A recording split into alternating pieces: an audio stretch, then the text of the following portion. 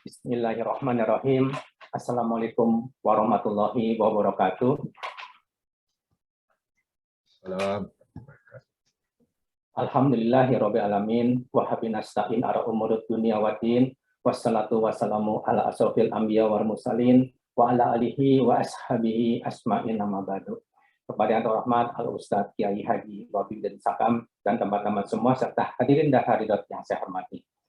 Pertama-tama marilah kita panjatkan puja dan puji syukur kehadirat Allah Subhanahu wa taala yang mana berkat taufik dan rahmatnya lah kita bisa berkumpul, bisa hadir di acara pengajian ini, kajian online Thalibul Ilmi 385 dalam keadaan sehat walafiat. Salawat dan salam tetap tercurahkan kepada junjungan besar Nabi Muhammad SAW yang mana beliau lah yang membawa agama Islam dengan penuh perjuangan dan pengorbanan. Islamlah sebagai satu-satunya agama yang diridhoi dan dicintai oleh Allah SWT yang harus kita pegang erat sampai akhir hayat kita. Amin, amin, ya rabbal alamin. Hadirin dan hadirat yang dirahmati Allah SWT, pada hari ini alhamdulillah majelis kita diisi kembali oleh Al-Ustadz Kiai Wafiuddin Sakam, SC dan MBA. Beliau adalah seorang dai dan ulama muslim yang menjadi ketua Jamiah Ahli Thariqah Al-Muktabarah Al-Nadiyah Jatman. Al-Ustadz juga salah satu wakil takin Kiai Haji Ahmad Sohibul Wafa Takjul Arifin alias Wailullah Abah Anom Suralaya Tasikmalaya Jawa Barat, dan juga beliau adalah juga pengurus besar dari Nahdlatul Ulama. Adapun judul pada hari ini adalah zikir dan muraqabah. Manusia sempurna insanul kamil adalah manusia yang mampu menyimbangkan antara kebutuhan materi dan imateri atau kebutuhan jasmani dan kebutuhan rohani. Kemampuan menyeimbangkan antara dua hakikat kemanusiaan ini akan menghasilkan ketentraman batin dan kehidupan yang tenang. Ilmu ihsan atau tasawuf menawarkan ajaran-ajaran kepada manusia agar menjadi manusia yang sempurna, diantaranya dengan memiliki sikap mental muhasabah, introspeksi diri terhadap perilaku-perilaku yang bertentangan dengan pada Allah Subhanahu wa taala, dan selalu melakukan muraqabah, yaitu selalu merasa diawasi dan dilihat oleh Allah Subhanahu wa taala, sehingga selalu berhati-hati dalam melakukan sesuatu. Muraqabah adalah realisasi dari makna dalam surat Al-Hadid ayat 4. Allah berfirman, wa huwa ma'akum aina ma kuntum, yang artinya dan dia bersama kamu di mana saja kamu berada. Untuk mencapai makom muraqabah ini di dalam ilmu ihsan harus dilakukan, salah satunya adalah melalui zikrullah, yakni dengan menjalankan wirid zikir harian yang dilakukan dengan kehadiran hati. Mengapa zikir dapat menghadirkan sikap hati muraqabah, dan apakah manfaat dari muqarabah bagi kita semua? Ya, untuk penjelasan lengkapnya mari kita dengarkan ceramah rohani ilmu yang bermanfaat dari Al-Ustadz Kiai Haji Wafiuddin Sakam SMBA. Kepada Al-Ustadz dipersilakan silakan. A'udzu billahi minasyaitonir rajim. Bismillahirrahmanirrahim. Assalamualaikum warahmatullahi wabarakatuh. Alhamdulillahirabbil alamin. Wa bihi nasta'inu ala umurid dunya waddin. Asyhadu an la ilaha illallah wahdahu la syarikalah wa asyhadu anna Muhammadan abduhu wa rasuluhu la nabiyya ba'dah. Allahumma shalli wa sallim wa barik alaihi. Tolong saya dijadikan co-host supaya bisa sharing screen.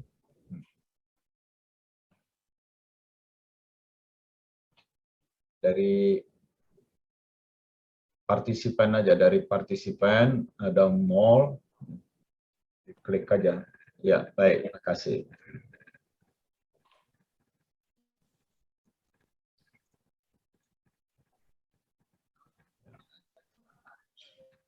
Di dalam kesempatan terdahulu kita sudah membahas materi yang judulnya mengenal diri menggapai ilahi. Waktu itu sudah kita kaji betul bahwa permulaan manusia itu pada dasarnya adalah ruh. Manusia permulaan itu adalah ruh atau jiwa. Kemudian si makhluk rohaniah ini diturunkan, dihadirkan ke muka bumi. Apakah sudah kelihatan layar saya? Sudah, Ustaz. Sudah ya? Oke. Si manusia rohaniah itu dihadirkan ke muka bumi dan proses turunnya dijelaskan Allah utus ke muka bumi Jibril, dan Jibril dari tanah yang ada di muka bumi membentuk tubuh biologis yang disebut dengan bashar. Ini ayatnya. Itulah pencipta bashar dari tanah. Dan selanjutnya, fa'iza sawaituhu, kalau bashar itu sudah sempurna, lalu kutiupkan ke dalam bashar itu min ruhi, salah satu dari ruh-ruh ciptaanku, ruh-ruh koleksiku. Sampailah nanti bashar ini akan mengalami kematian, maka diri kita yang ruh dicabut. Bashar yang sudah mati dikubur, dimasukkan ke dalam tanah, membusuk, terurai, menyatu tanah, tetapi diri kita yang ruh tidak mati, tidak musnah, tidak hancur. Diri yang berwujud ruh melanjutkan kehidupan di alam akhirat. Dan kita didampingi oleh para malaikat, kita menghadap Allah. Dan pada saat menghadap Allah itu, la yanfa'u malun wala banun, tidak ada lagi manfaat harta maupun keturunan, kecuali ruh yang datang menghadap Allah membawa kolbu yang selamat. Apa itu kolbu? Sudah kita bahas. Secara fisik, biologis, secara bashar, yang dimaksud dengan kolbu itu adalah jantung, bukan hati. Karena hati, bahasa Arabnya adalah kibdun atau kibdatun. Itu ya. Dan kita tahu juga selain ada kolbu bashar, kolbu fisik, yaitu jantung, juga ada kolbu rohani. Ruh kita, diri kita yang hakiki, diri itu bahasa Arabnya nafs. Diri yang hakiki adalah diri yang berwujud ruh, dan pusat dari ruh juga disebut kolbu. Itu dijelaskan dalam sebuah hadis qudsi. Jadi inti dari ruh adalah kolbu. Karena itu semua potensi-potensi kerohanian kita, semua potensi spiritualitas kita, itu berpusat atau mengakar pada kolbu. Baik itu kesadaran, perasaan, ingatan, motivasi, iman, moral, kecerdasan, ya, akal pikiran itu adanya di kolbu. Kolbu yang rohani inilah yang orang Jawa menyebutnya manah. Itu. Nah, apa pentingnya kita membahas tentang kolbu? Karena sesungguhnya melalui kolbu itulah manusia mengalami connectivity, ketersambungan. Dijelaskan dalam surat Al-Anfal ayat 24. Wa'lamu annallaha yahulu bainal mar'i wa qalbih.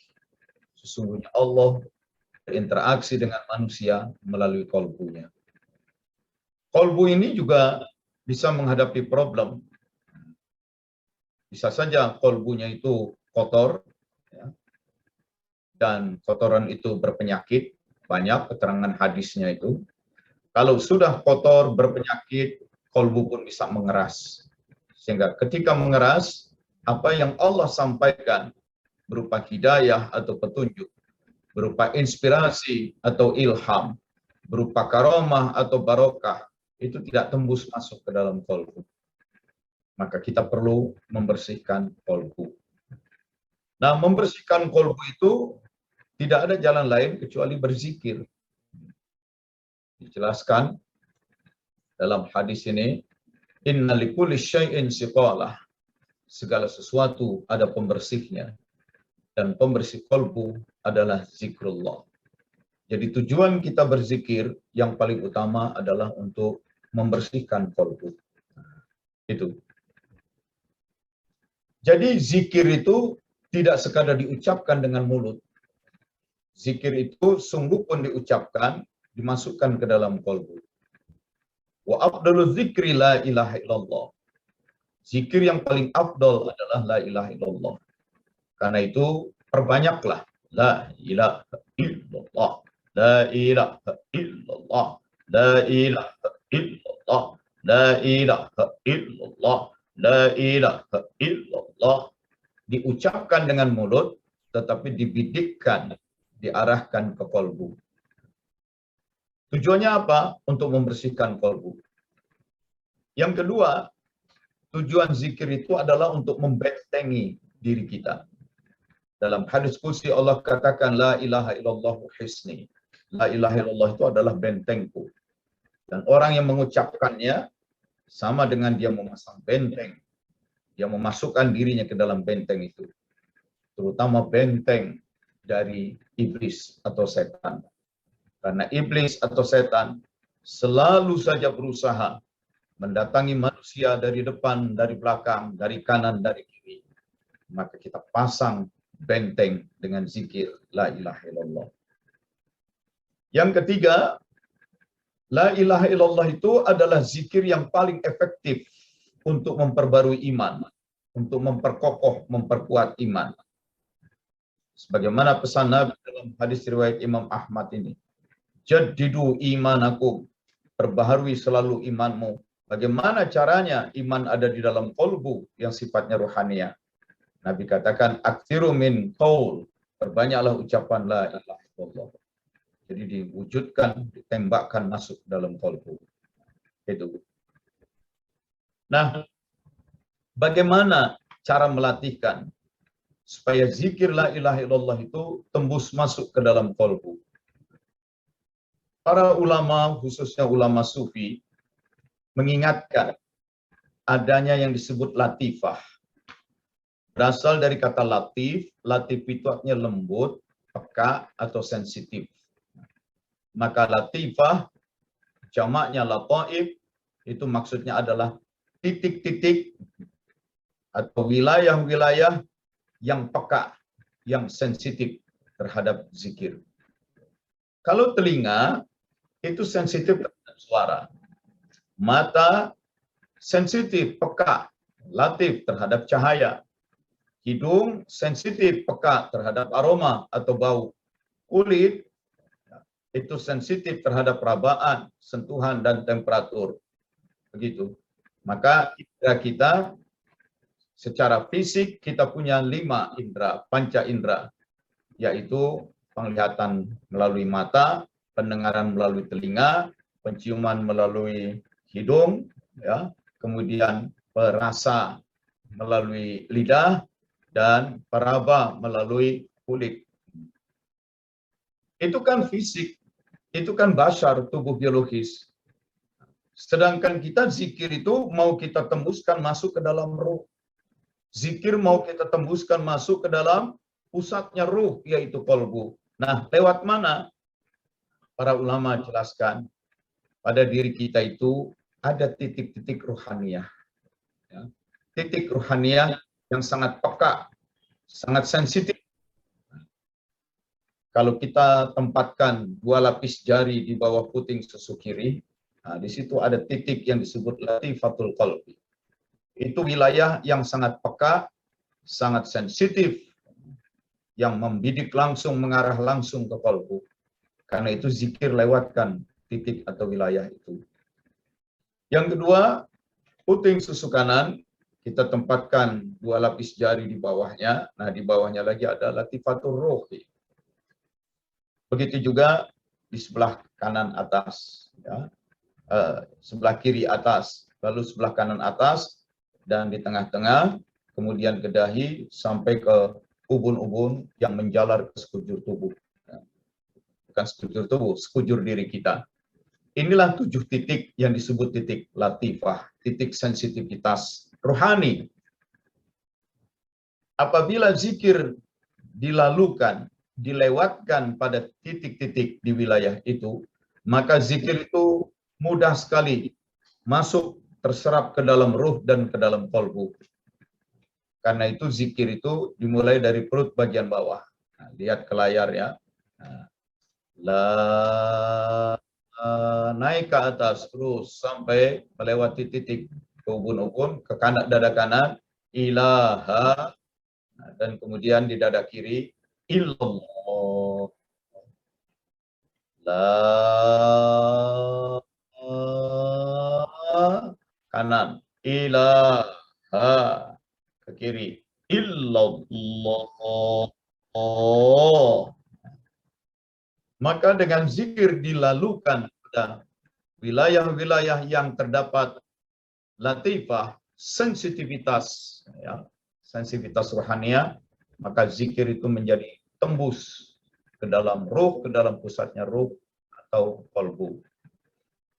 Nah, manakala zikir itu sudah tembus ke dalam kolbu, maka kolbunya menjadi aktif dalam zikir. Zikirnya tidak lagi di mulut. Bahkan ketika mulutnya berhenti, terkatup, terdiam, tapi zikir sudah tembus ke dalam kolbunya. Dari zikir melalui mulut berupa ucapan, lalu dia sudah masuk, zikir itu tidak berupa ucapan lagi. Dia menjadi zauq, menjadi rasa, menjadi syuur, menjadi kesadaran. Itulah yang disebut dengan zikir bila sautin wala harfin, zikir yang tak bersuara, zikir yang tak beraksara. Tidak ada lagi huruf, lafal, tidak ada aksara, juga ada suara. Yang ada adalah zauq, rasa saja.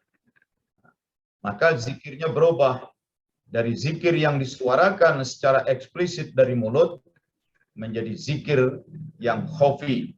Khafi artinya tersamar, tersembunyi. Kalau diucapkan dengan mulut disebut zikir jahri, zikir jahar. Nah, zikir yang utama adalah la ilaha illallah. La ilaha, tiada ilah. Ilah dalam bahasa Arab banyak sekali. Sesuatu yang sangat dicintai, dipentingkan. Dan karena dipuja, dimuliakan, ditinggikan, diagungkan, sembah, itu ilah. Maka begitu dimasukkan dalam kalimat la ilaha, la ilaha, terjadilah proses penafian, terjadilah proses penegatifan, penyangkalan, penolakan, pengikisan. Tiada yang dicintai, tiada yang dicintai, tiada yang dipentingkan, tiada yang dipuja, tiada yang dimuliakan. Illallah, kecuali Allah.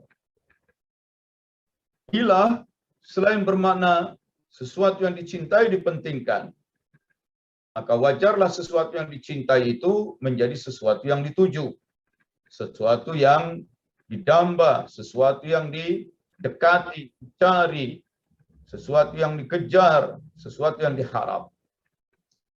Maka kalau sudah masuk la ilaha illallah, tiada lagi yang dipentingkan, tiada lagi yang dipuja, dimuliakan, tiada lagi yang dituju, didamba, illallah, kecuali Allah.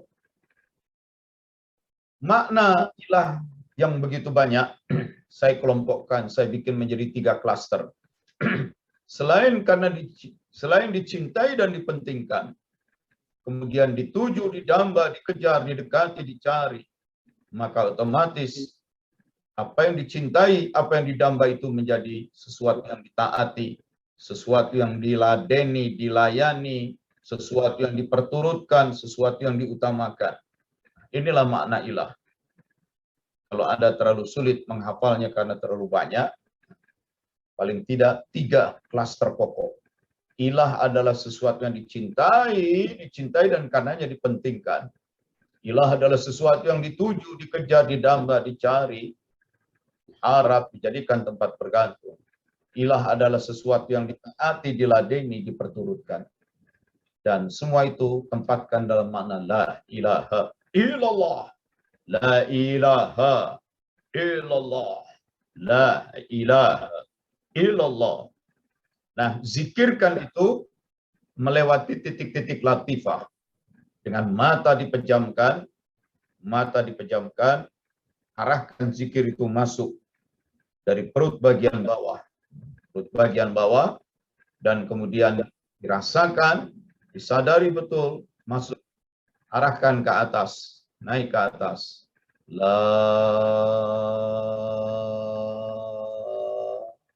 Naikkan ke atas.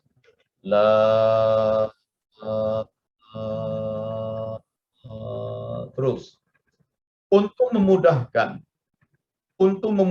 merasakan zikir itu masuk dan mengalir, menjalar naik ke atas, matanya dipejamkan, pejamkan matanya supaya betul-betul kita bisa merasakan. Bahkan juga gunakan gerakan kepala. Karena itu mula-mula kepalanya tunduk ke bawah. Tundukkan ke bawah kepalanya. Mata dipejamkan. Seiring dengan zikir itu dirasakan masuk, mengalir naik ke atas, kepala pun diangkat seakan mengikuti gerakan zikir. La, ya, saya perlihatkan dulu. Mata dipejamkan, kepala menunduk, rasakan zikir itu masuk ke wilayah perut bagian bawah. Masuk, dia mengalir naik ke atas, lihat saya, dibantu dengan gerakan kepala. La,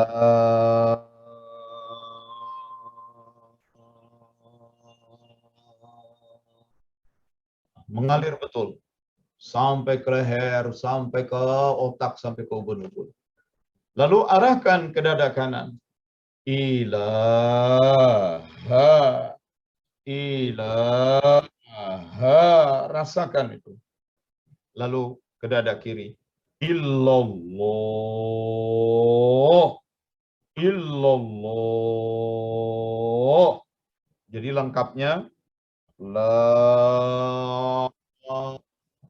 ilaha illallah. Maka dengan cara begitu kita membersihkan diri, membuang ilah-ilah. Apapun tidak ada lagi yang kita pentingkan, apapun tidak ada lagi yang kita cintai, apapun tidak ada yang kita kejar, tidak ada yang didamba, tidak ada yang diharap, tidak ada yang diagungkan, tidak ada yang menjadi tempat bergantung, tempat berlindung. Illallah, kecuali Allah. La ilaha illallah. La ilaha illallah. La ilaha illallah. La ilaha illallah. La ilaha illallah. La ilaha illallah. Dengan cara demikian, kita membersihkan.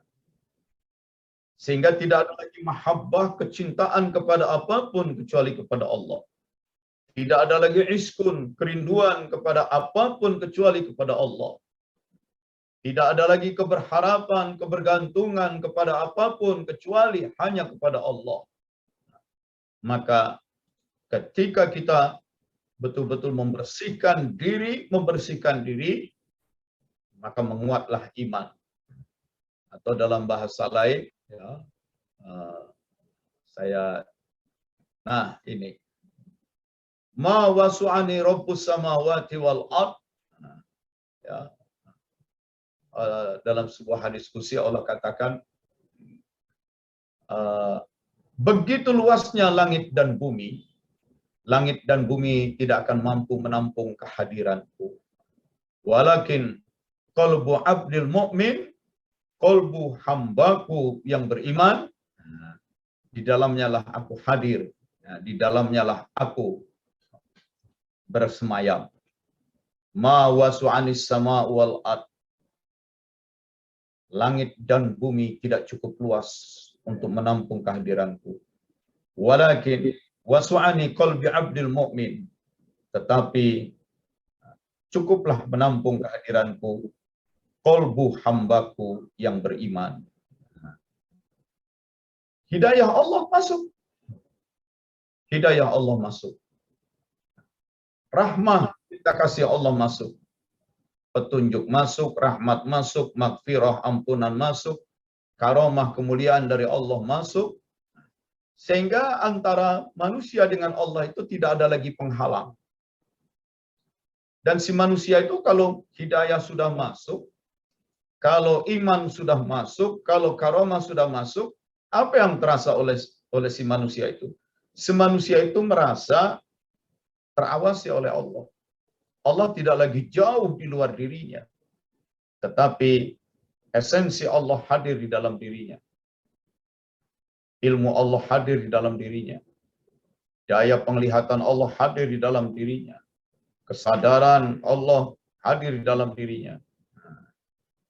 Itulah yang disebut dengan muraqabah oleh Ustadz Itang tadi. Jadi zikir itu sampai menimbulkan rasa terawasi, teramati. Ya. Kenapa?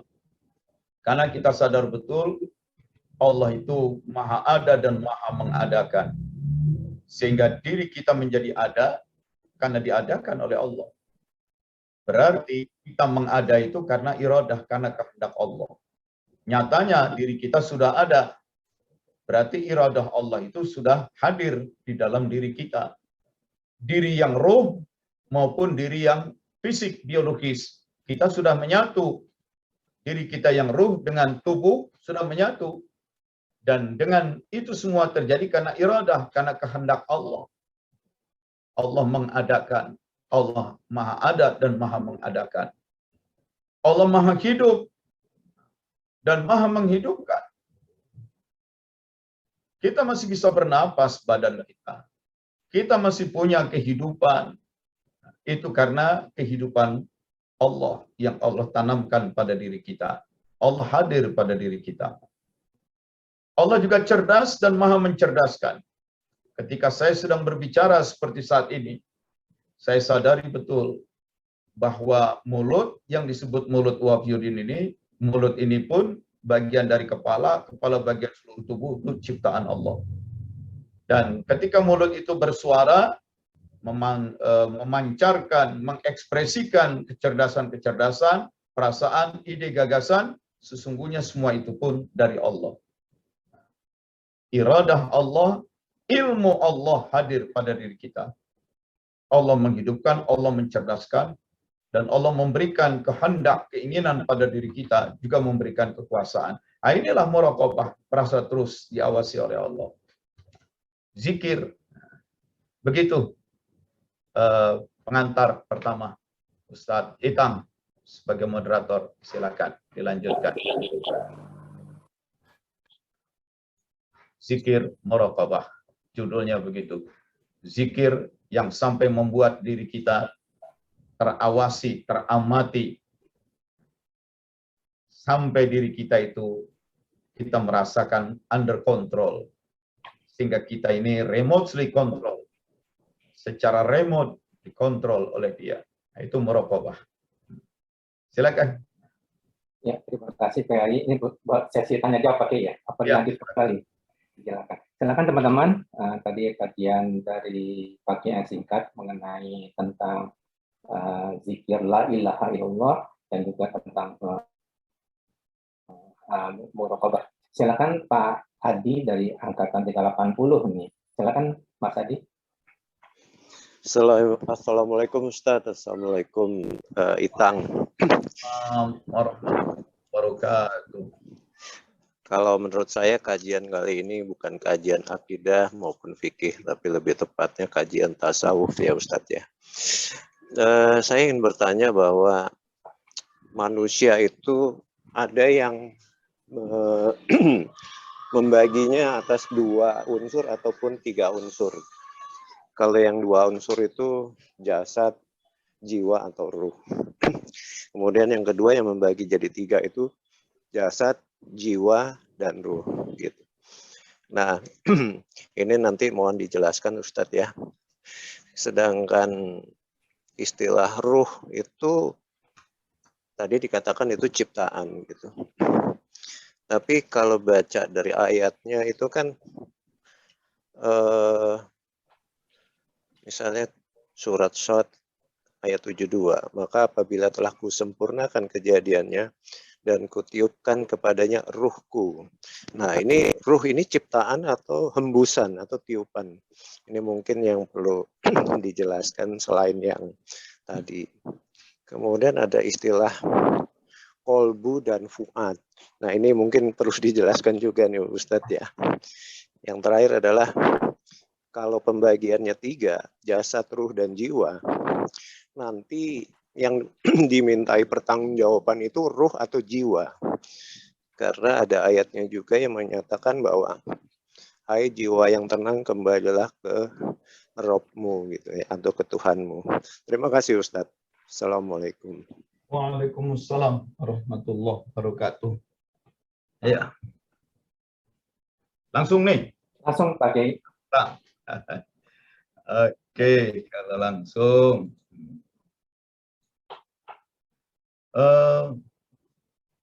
Mungkin Pak Adi belum sempat mengenal, belum sempat mengikuti materi terdahulu ya, yang judulnya mengenal diri menggapai ilahi. Karena itu pertanyaan-pertanyaan tadi itu adanya di situ, di materi itu, ya. Nah, kalau begitu nggak apa-apa, saya ulangi lagi saja karena memang orang akan lebih paham setelah bertanya ya, setelah bertanya. Nah,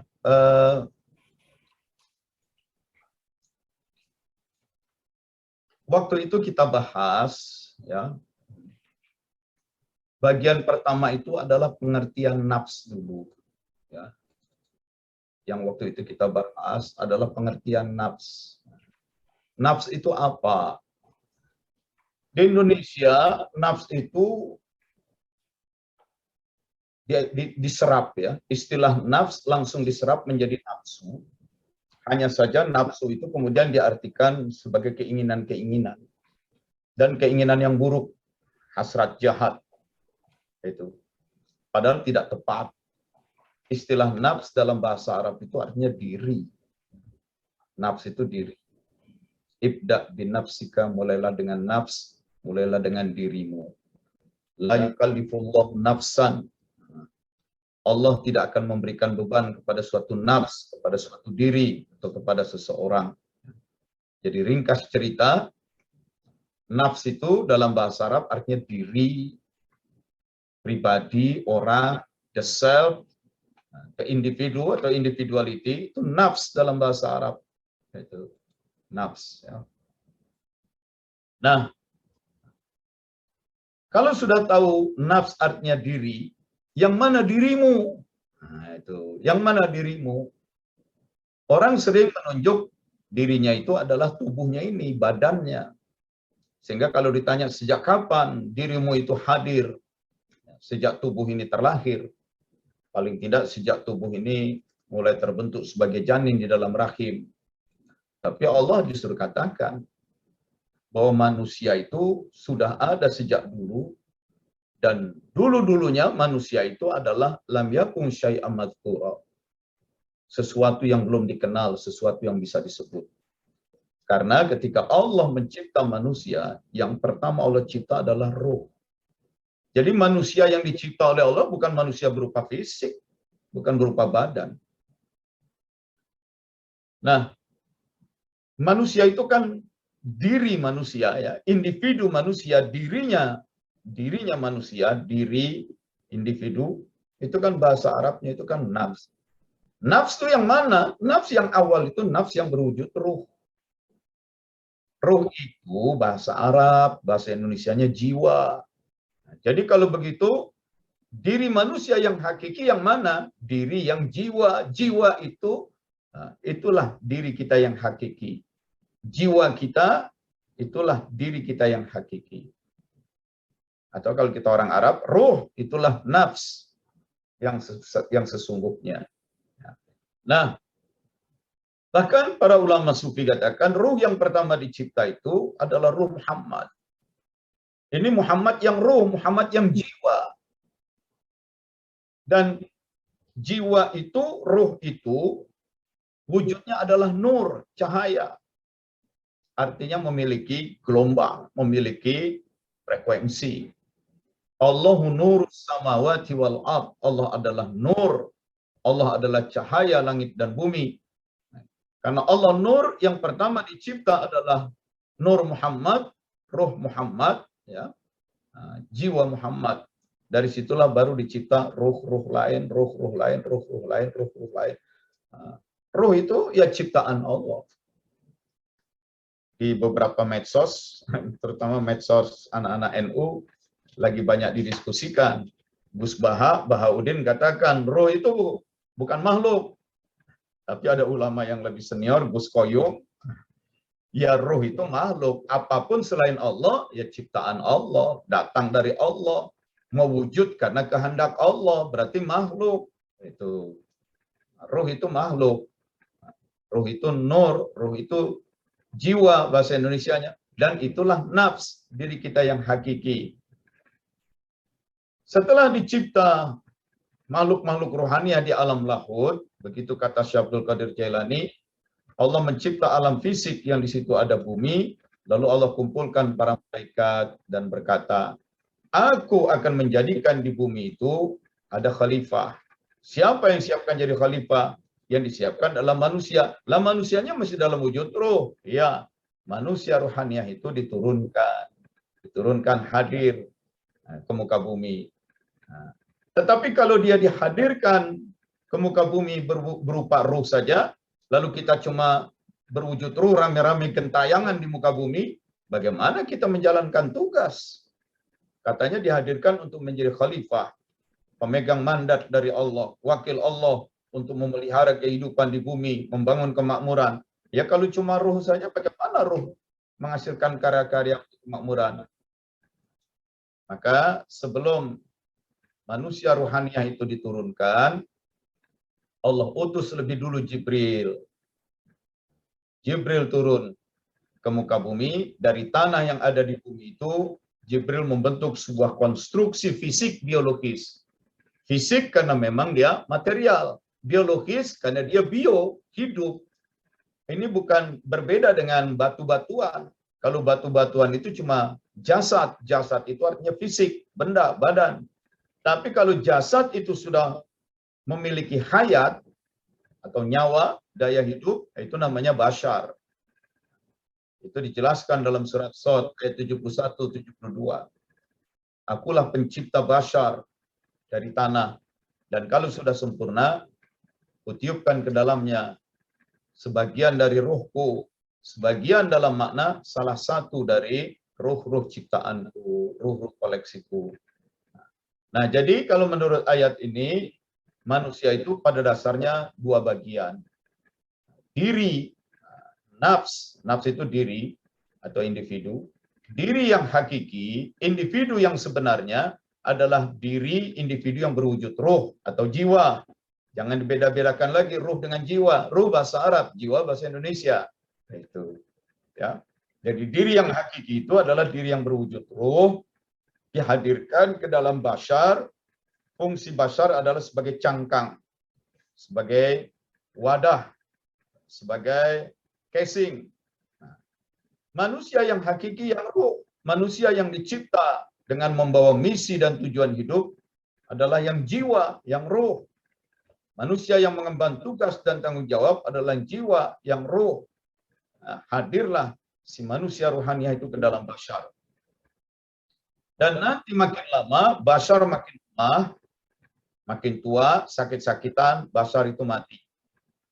Kehabisan hayat. Hayat itu hayun, hayat, nyawa. Sepanjang hayat masih dikandung badan. Nah, bashar itu badan yang hidup. Kalau hayatnya habis, bioenerginya habis, daya hidupnya habis, ya bashar ambruk, itulah mati. Jadi disebut mati itu ketika bashar kehilangan hayat, ketika bashar kehabisan bioenergi, fungsi-fungsi biologisnya berhenti, bashar mati, ambruk dia. Begitu mati, ruh dicabut, dikeluarkan, itu namanya wafat. Nah, dijelaskan dalam surat Az-Zumar ayat 42, surat Al-An'am ayat 60 dan 61, bashar sudah mati, tergeletak, ruh dicabut keluar. Ruh itu apa? Ruh itu ya jiwa, jiwa dicabut keluar. Nah, ini jiwa itu apa? Jiwa itu ya diri kita, diri yang hakiki, wafat, dicabut keluar.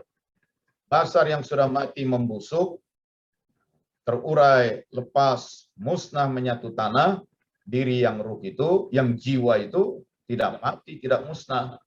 Dia menghadap Allah. Jadi ketika ditanya, apa yang harus bertanggung jawab? Ya ini, yauma yaqumur ruh. Yauma akan ada suatu hari, yaqumur ruh. Berdirilah ruh wal malaika bersama malaikat sofa, membentuk sof, membentuk barisan. Itu. Dan ketika roh menghadap Allah itu tidak ada lagi manfaat harta maupun keturunan kecuali ruh yang datang menghadap kolbu. Apa itu kolbu? Tadi sudah kita bahas. Di dalam hadis kursi dijelaskan di dalam dada manusia atau rongga, inna fis sadr, sadr itu rongga, Dalam rongga itu ada ruh. Jadi di dalam rongga badan ada ruh, di dalam ruh ada kolbu, di dalam kolbu ada fuad, di dalam fuad ada sir. Jadi ruh kita itu berlapis. Lapis pertama disebut ruh saja atau jiwa. Nah, lapis kedua intinya ruh adalah kolbu. Lapis ketiga intinya kolbu adalah fuad. Yang keempat inti dari fuad adalah sir. Sama dengan basar. Basar itu kan badan. Badan kita lapis pertamanya apa? Kulit dan bulu. Seperti kambing. Kalau kulitnya dikelupas, kulit dan bulu dikelupas, ada apa di bawahnya? Ada lapisan lemak. Ada lapisan lemak. Kalau lemak-lemak itu bisa dikikis, ada apa? Ada daging. Daging dan otot. Jadi satulah di situ. Kalau itu dikelupas, maka ada tulang. Begitu, ada 4 lapis. Hal seperti itu juga dijelaskan oleh ulama sufi Syekh Abdul Qadir Al-Jailani. Ya. Ketika Allah mencipta nafs, mencipta diri manusia yang hakiki, yang paling murni, itu Allah cipta nafs diri berupa ruh. Dan ruh itu adalah ruh yang sangat suci, yang disebut Ruhul Kudus. Nah, Ruhul Kudus, ruh suci inilah yang menjadi sir, menjadi rahasia. Lalu ketika si manusia rohania yang hakiki itu, yang masih sangat murni, yang suci, yang sir itu, diturunkan ke alam Jabarut, apapun yang ada di alam Jabarut itu akan terbakar. Karena Allahun Nur, Allah adalah cahaya. Yang pertama Allah cipta adalah ruh. Ruh itu pun berarti cahaya. Dan ini cahaya yang kudus, cahaya yang suci. Cahaya yang radiasinya sangat tinggi. Sehingga ketika dilewatkan ke alam Jabarut, semua yang ada di alam Jabarut akan terbakar. Maka Syekh Abdul Qadir katakan, ketika diturunkan, Allah ciptakan ruh lapis kedua, ruh sultani. Jadi sir yang Ruhul Kudus itu, sir yang ruh suci itu dilapisi oleh ruh yang kedua, diberi mantel, itu ruh sultani yang juga disebut fuad. Kalau ini diturunkan ke alam malakut, maka radiasi cahayanya itu pun, panas dari cahaya itu akan membakar semua yang ada di alam malakut. Maka ketika diturunkan, dia dilapis dengan ruh ketiga yang disebut ruh ruhani. Ruh ruhani ini yang disebut dengan kolbu. Nah, kemudian dari tanah yang ada di muka bumi dicipta fisik biologis, basar. Nah, kalau ini dimasukkan langsung ke sini, hancur ini terbakar. Maka dia diturunkan masuk ke dalam basar, tetapi dengan dilapisi oleh ruhul jismani yang disebut ruh saja. Jadi sebagaimana basar tubuh kita itu, lapisan pertamanya kulit dan bulu, lapisan keduanya lemak, lapisan ketiganya daging, otot dan pembuluh darah, lapisan keempat intinya adalah tulang. Nah, begitu juga ruh manusia itu. Ruh manusia itu di dalamnya pusatnya adalah kolbu. Tapi kolbu itu pun sebenarnya ruh juga. Dia adalah ruh ruhani. Ya. Di dalamnya ada fuad. Fuad itu sebenarnya ruh juga. Ruh sultani. Di dalamnya ada sir. Sir itu ruh juga. Ruh yang paling murni. Ruhul Kudus. Begitu. Ya. Nah, jadi kalau kita pahami seperti itu, elemen dasar manusia ya cuma 2 saja. Basar itu tubuh biologis, dan ruh itu yang hakiki. Nah, ruh yang hakiki itu ditiupkan masuk ke dalam basar. Ruh itu bahasa Indonesia, bahasa Arab, bahasa Indonesia adalah jiwa. Itu. Ya. Ini tubuh biologis, basar, juga ada kolbunya. Kolbu basar itu jantung.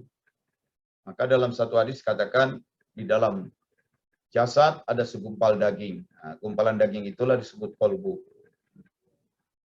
Diri manusia yang hakiki yang ruh. Si manusia ruhaniah itu ditiupkan masuk menyatu dengan bashar. Seluruh ruh menyatu dengan bashar, qalbunya itu menyatu dengan qalbu bashar. Di situ jantung, bashar, qalbu secara bashar, jantung, di situ pula qalbu ruhani. Begitu. Nah, dari pertanyaan-pertanyaan tadi saya sudah jelaskan. Barangkali kalau ada beberapa istilah yang membingungkan karena seringkali orang mencampur aduk antara istilah bahasa Arab dengan istilah bahasa Indonesia. Dianggap dua hal yang berlainan. Ada ruh, ada jiwa. Bukan. Jiwa itulah ruh bahasa Arabnya. Begitu. Itu ya. Oke. Silakan. Silakan teman-teman yang ingin langsung bertanya.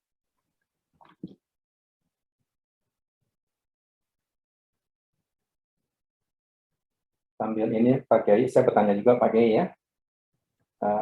Tadi kan diterangkan mengenai zikir la ilaha illallah Pak Kiai. Ya. Boleh bisa dijelaskan Pak Kiai makna dan intisari dari zikir la ilaha illallah selain la ma'budu illallah. Kita ingin tahu semuanya Pak Kiai. Ya. Makna dan penjelasan. Ilah itu tadi sudah saya jelaskan sebenarnya. Ilah itu dalam bahasa Arab artinya banyak, ya. Ilah itu dalam bahasa Arab artinya banyak. Nah, sebentar. Ilah dalam bahasa Arab bisa dilihat, ya, dalam kamus bahasa Arab. Kalau orang-orang yang belajar bahasa Arab itu pasti merujuknya ke kamus yang namanya Lisanul Arab. Lisanul Arab ini orang menyebutnya kamus, sebenarnya dia bukan kamus lagi. Lebih luas dari kamus, yaitu ensiklopedi. Nah, bahkan kamus bahasa Arab Indonesia yang paling modern, paling lengkap, namanya Kamus Al-Munawwir, disusun oleh Kiai Haji Ahmad Warson, sudah meninggal beberapa tahun lalu. Itu mengutip Lisanul Arab juga. Dan dalam Lisanul Arab itu memang ilah itu artinya banyak. Ilah itu apapun yang kau cintai, apapun yang dicintai, apapun yang didamba, apapun yang dipentingkan, apapun yang dikejar, diharap, apapun yang ditaati, diabdi, dilayani, diladeni, diperturutkan, diprioritaskan, itu ilah dalam bahasa Arab. Jadi ketika kita mengatakan la ilaha, itu artinya tiada yang dicintai, tiada yang dipentingkan, tiada yang dipuja, tiada yang dimuliakan, tiada yang disanjung, tiada yang disembah, illallah, kecuali Allah. Nah, orang ketika ditanya, siapa pencipta manusia dan alam semesta? Tuhan. Apa itu Tuhan? Tuhan itu dia, tangannya sambil nunjuk ke atas. Tuhan adalah dia. Pencipta langit dan bumi, penguasa alam semesta. Kalau yang kamu maksud pencipta, penguasa, pemilik, pemelihara, itu dalam bahasa Arab disebut Rabbun. Rabbun berasal dari kata Rabba. Ingat aja doa, Rabbik firli wali walidaya warhamhuma kama Rabba. Rabba itu artinya memiliki. Rabba artinya menguasai, Rabba artinya memelihara, mengendalikan.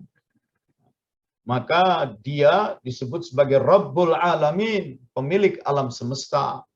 Dia disebut Rabbus Samawati wal Ard, penguasa, pemelihara langit dan bumi. Rabbun Nas wal Malaikah, pencipta, dalam arti juga pengendali malaikat dan ruh. Itu Rabb. Sehingga dalam Quran Allah pun berkata kepada umat manusia, pergilah kalian ke tengah gurun pasir itu, jumpailah orang-orang Al-A'rab. Al-A'rab itu orang-orang yang hidup di tengah gurun pasir, yang hidupnya nomadik. Ya. Tanyalah kepada mereka, rakyat jelata itu, Man khalaqas samawati wal ard. Siapa yang mencipta langit dan bumi? La yaqulunna Allah. Mereka pasti akan berkata, pencipta langit dan bumi adalah Allah. Jadi Allah itu apa? Allah itu Rabbun, pencipta, pemilik, penguasa, pengendali. Itu disadari oleh orang-orang Arab Quraisy jahiliyah. Bahkan sebelum Nabi Muhammad SAW lahir, ada seorang ibu melahirkan anak laki-laki. Anak laki-laki itu diberi nama oleh ayahnya, namanya Abdullah, Abdun Allah, hamba Allah. Oh, jadi mereka sudah mengenal Allah. Iya. Allah itu apa? Allah adalah Rabb, pemilik, penguasa. Ka'bah juga mereka sudah tahu, Baitullah, rumah Allah. Allah itu siapa? Allah itu ya Tuhan, Rabb, pemilik, penguasa, pencipta langit dan bumi. Oh, Allah adalah Rabb. Iya. Rabb yang bagaimana? Tuhan yang bagaimana? Pencipta yang bagaimana? Allah itu bapak dari 3 dewa perempuan. Nah, 3 dewa perempuan, kenapa perempuan? Perempuan itu simbol kesuburan, kemampuan untuk replikasi, kemampuan untuk reproduksi. Nah, maka Allah yang bapak dari 3 dewa perempuan itu, 3 dewa perempuan itu disimbolkan berupa patung-patung yang besar, diberi nama Latta, Uzza, Al-Manat. Nah, datanglah nanti lam yalid wa lam yulad, tidak beranak, tidak diperanakkan. Jadi semua mengakui Allah sebagai Rabb. Tapi apakah orang mau menerima Allah sebagai ilah? Sebagai yang paling dicintai, dipentingkan, yang paling dipuja, dimuliakan, yang paling dituju, didamba, diharap, ditaati, disembah. Mereka mengaku Allah sebagai Rabb, tapi ilahnya belum tentu Allah. Ilahnya belok kepada yang lain. Nah, disinilah pentingnya zikir la ilaha illallah, la ilaha illallah. Diawali dengan kalimat pembantahan, kalimat penyangkalan, itu yang disebut kalimat nafi. La ilaha, la ilaha, tidak ada yang dituju, didamba, diharap. Tidak ada yang mengadakan dengan sesungguh-sungguhnya. Tidak ada yang paling ada. Tidak ada yang berkuasa, tidak ada yang maha berkehendak, tidak ada yang cerdas. Illallah, kecuali Allah. Nah, jadi kalau Ustaz Itang tanya tadi, apa arti la ilaha illallah? Kalau betul la ilaha illallah, artinya kita membuang apapun sebagai tempat bergantung, menyingkirkan apapun sebagai tujuan hidup, kecuali Allah saja. Itu. Nah, di dalam Kamus Lisanul Arab juga dibahas istilah Allah itu dulu-dulunya dalam bahasa Arab itu, Allah itu berasal dari ilah. Apa arti ilah? Yang dipuja, dimuliakan, ditinggikan, diagungkan, disembah. Oh, ilah itu artinya makhluk, sesuatu yang disembah. Maka zaman dulu orang-orang Arab menyebut matahari sebagai ilahah. Oh, matahari sebagai ilahah. Iya, karena matahari itu yang dipuja, dimuliakan, ditinggikan, diagungkan, disembah, didamba, diharap, dijadikan tempat bergantung. Jadi ilah itu asal kata untuk munculnya kata Allah. Allah berasal dari ilah. Loh, bagaimana bisa dari ilah menjadi Allah? Kalau ilah itu kan apa saja yang dipuja, dimuliakan, ditinggikan, diagungkan, disembah itu namanya ilah. Tetapi kita tahu semua itu ilah palsu. Ada loh ilah yang sebenar-benar ilah. Ada satu yang dia maha pencipta, maha penguasa, maha pengasih, maha penyayang. Karena itu dia itu boleh disebut ilah. Tapi kan ada banyak yang lain-lain bisa jadi ilah. Nah, ini ilah yang sebenar-benar ilah. Untuk menekankan ilah yang sebenar-benar ilah, diberikan tambahan alif lam. Kalau bahasa Inggris, ini namanya apa itu? Artikel definitif. Dengan ditambahkan al, sama dengan dengan ditambahkan the, dia menjadi definite, menjadi tertentu. Di ruangan ini, di ruangan saya berada ini banyak kursi. Karena saya mau menggantungkan sebuah lukisan, sulit, sudah jinjit-jinjit ke atas nggak sampai. Saya ngomong kepada orang di sekitar itu, come on, give me a chair. Berikan saya kursi supaya saya bisa naik ke atas menggantungkan lukisan. Give me a chair. Berikan saya kursi. Nah, maka orang dekat saya memberikan kursi. Kursi apa saja. Pokoknya yang bisa saya pijak naik ke atas. Nah, tapi kalau saya sedang duduk di sebuah kursi, lalu saya bangkit berdiri menggantungkan lukisan, saya bilang, give me the chair. Berikan saya kursi itu. Ada the menjadi tertentu. Itu saya tidak minta kursi yang sembarang, kursi lain-lain, kursi yang tertentu, yaitu yang barusan saya duduki. Nah, maka kalau diberi ilah yang sebenar-benar ilah itu menjadi ilah yang paling, ilah yang termaksud, ilah yang tertentu. Jadilah tulisannya al-ilah. Ketika sudah menjadi al-ilah, lama-kelamaan terhapuslah hamzah. Nah, al-ilah, nih hamzah yang di sini nih, alif dan ada hamzahnya, itu terhapus. Maka al-ilah menjadi Allahu. Menjadi Allahu. Kenapa bisa terhapus? Likasratihi fil kalam. Karena banyaknya pengucapan. Ya. Al-ilah, al-ilah, al-ilah, al-ilah, al-ilah, al-ilah, Allah. Karena seringnya pengucapan, hamzahnya bunyi i itu hilang. Kalau kata orang Betawi, karena nyanggrek dia. Al-ilah, al-ilah, al-ilah, al-ilah, al-ilah, al-ilah, Allah. Nah, itu. Karena banyak pengucapan, maka terhapus dia. Nah, begitu terhapus, al-ilah, alifnya hamzahnya terhapus, menjadi Allahu. Lam berjumpa dengan huruf lam. Dalam bahasa Arab, apabila dua huruf yang teknis pengucapannya sama, maka kedua huruf itu dilebur. Itu, ya. Maka Allahu, Allahu dianggap jadi satu, nah, diberi tasdid. Allah, Allah, Allah. Itu. Lalu mungkin Anda yang belum pernah belajar bahasa Arab bisa bingung juga. Kenapa itu bisa ada penghapusan al-ilah, lama-lama i-nya jadi hilang. Jadi hilang menjadi Allahu. Allahu, lam dengan lam ditebalkan, ditasdid, digabung, diidgham. Allahu, Allahu. Kenapa bisa begitu? Nah, lihat saja contohnya surat Hud, surat 11 ayat 42. Ya. Wahia tajri bihim. Maka perahu Nabi Nuh itu bergerak, berjalan. Fi maujin kal jibal. Di tengah gelombang yang bagaikan gunung-gunung. Saat itulah, karena banjir mulai naik, perahu mulai terangkat, dan ada gelombang yang besar, Nabi Nuh melihat anak laki-lakinya yang disuruh beriman, nggak mau, naik ke atas gunung. Wanada Nuh ibnahu. Wanada Nuh nahu. Maka Nabi Nuh memanggil anak laki-lakinya.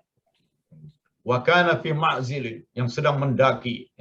Ya bunayya, oh my son, wahai anak laki-lakiku, irkab, get on, naiklah ke perahu ini, ke kapal ini, ma'ana, bersama kami. Ini saya garis bawahi. Jadi kalau dibaca satu-satu, ya bunayya, oh my son, wahai anak laki-lakiku, irkab, naiklah, get on. Ini kalau dibaca sepotong-sepotong, tapi kalau dibacanya sambung, apalagi karena seringnya pengucapan maka menimbulkan kecepatan, sehingga bersambung, maka hamzah itu tidak dibaca, dihilangkan. Ya bunayyarkab, ya bunayyarkab, hamzah itu terhapus seperti al-ilah, ya, menjadi Allahu. Ma'ana irkab, naiklah, ma'ana, bersama kami. Huruf ba ini jenis huruf bilabial. Jenis huruf yang pengucapannya menggunakan dua bibir. Ba, ba, ba, ba, ba, ba, itu bibir. Bahasa Arabnya ini huruf syafatain, huruf dua bibir. Mim juga huruf bilabial. Ma, ma, ma, ma, ma, ma, ma, ma. Itu. Apabila dua huruf yang teknik pengucapannya sama-sama menggunakan dua bibir, ba, ba, ba, ma, ma, ma, maka dia bertemu, dia akan dilebur. Maka tidak dibaca irkab seperti di atas ini, tidak dibaca irkab, padahal itu huruf qalqalah, ya ada pantulan irkab, irkab, itu dianggap tidak ada, dilebur langsung dengan mim, menjadi irkam ma'ana. Nah, sekarang Anda bukalah mushaf Quran. Nih, yang saya tunjuk dengan pointer merah. Tulisannya ya bunayya, nah, hamzahnya nggak ada. Ba-nya pun tidak diberi sukun, tanda mati. Kalau Anda baca satu-satu, ya bunayya irkab ma'ana. Tapi kalau dibacanya sambung, ya bunayyarkam ma'ana. Nah, begitu. Jadi kembali yang tadi ilah menjadi al-ilah, kalau disambung al-ilah, al-ilah, al-ilah, al-ilah, al-ilah, Allah, Allah, Allah, Allah, Allah, Allah, Allah, Allah, Allah, Allah, Allah, Allah. Begitu, ya. Nah, itu penjelasannya. Jadi kalau ditanya tadi apa arti ilah, ya kita membuang apapun untuk tidak menjadi sesuatu yang paling dicintai, didamba, dikejar, dicari, disembah, illallah, kecuali Allah. La ilaha illallah, la ilaha illallah. Masukkan itu ke kolbu. Dari mula-mula levelnya, level kognitif, kita mencoba memahami menggunakan pikiran, la ilaha, tiada ilah, tiada yang dipuja, tiada yang dimuliakan, tiada ditinggikan, tiada yang diagungkan, tiada yang disembah. Ya. Itu kita pusatkan menjadi rasa, sampai masuk menjadi rasa. La ilaha illallah, rasa. Dari kognitif, konsep pemaknaan, masuk menjadi zauq, rasa. La ilaha illallah, la ilaha illallah, la ilaha illallah, la ilaha illallah, la ilaha illallah, la ilaha illallah, la ilaha illallah, la ilaha illallah, la ilaha illallah. Menjadi rasa, menjadi syuur, menjadi kesadaran. Maka kemudian kita merasakan lagi, kita merasakan masuk ke nothingness. Aku ini bukan apa-apa, aku ini bukan siapa-siapa, aku nothing. Lalu yang thing, yang sesuatu mana? Ya Allah. Dan dia hidup, dia maha berkehendak, maka kita merasakannya, merasa diawasinya. Nah, sampai di sini saya ingin menekankan yang namanya belajar itu, memahami sesuatu, kita bisa jadi paham, bisa dengan menggunakan kognitif kita, pemikiran kita. 1 tambah 1 dalam sistem desimal, bilangan dasar 10, 1 plus 1 ya jadi 2. Tapi 1 plus 1 dalam sistem bilangan binary, 1 plus 1 ya jadi 11. Begitu. Nah, itu pemahaman kognitif, akuntansi, matematika. Yang kedua, bisa kita memahami sesuatu justru jangan pakai kognitif. Mempelajari, memahami sesuatu pakai perasaan. Itu. Nah, coba memetik gitar, belajar meniup biola, menggesek biola, meniup seruling. Itu pakai rasa, jangan pakai kognitif. Yang ketiga, ada belajar yang bisa membuat manusia paham. Tidak cukup hanya dengan logika, pemahaman kognitif, tidak cukup dengan perasaan, dia hanya bisa memahaminya hanya setelah dia mempraktekkannya. Ya, contohnya belajar berenang, belajar naik sepeda, itu hanya bisa terbentuk kalau orang sudah nyemplung. Begitu juga zikir. Kalau Anda mempelajari zikir masih pakai logika, pakai kognitif, itu sudah saya jelaskan semua. Tapi yang terjadi kan malah pusing jadinya. Ya kan? Malah membingungkan. Ditinjau dari bahasa Arab begini, ada teknik idgham. Nah, jadi kalau begitu bagaimana? Nah, kalau mau zikir yang sebenarnya zikir, itu nggak usah lagi pakai kognisi, tidak usah lagi pakai perasaan, cemplungin aja diri. Artinya praktekkan. Learning by doing. Sepanjang itu tidak dipraktekkan, tidak akan Anda bisa merasakan dan memahaminya dengan segenap kesadaran. Jangankan, maaf, jangankan Anda, ada orang yang sudah bergelar profesor, doktor, dengan segala gelar-gelar akademisnya, banyak S2, S3 dalam bidang fikih. Tapi karena dia hanya memahami pemahaman-pemahaman kognitif, ya sebatas itu. Satu saat dia terkena penyakit COVID. Dia menggelepar. Dia dipasangi selang, dipasangi infus segala macam. Saat itu pikiran udah nggak bisa jalan lagi. Udah nggak bisa mikir. Nyesek di dada, nyeri di badan, letih, lemah, sakit kepala. Udah, kognisi nggak bisa jalan. Saat itulah dia merasakan sesuatu. Dia mengalami sesuatu. Nah, terjadi pengalaman spiritual. Nah, jadi zikir itu ya mau dipahami secara kognitif, ya tadi sudah saya uraikan. Tapi untuk bisa merasakannya, Anda harus sering mengamalkannya. Mengamalkan,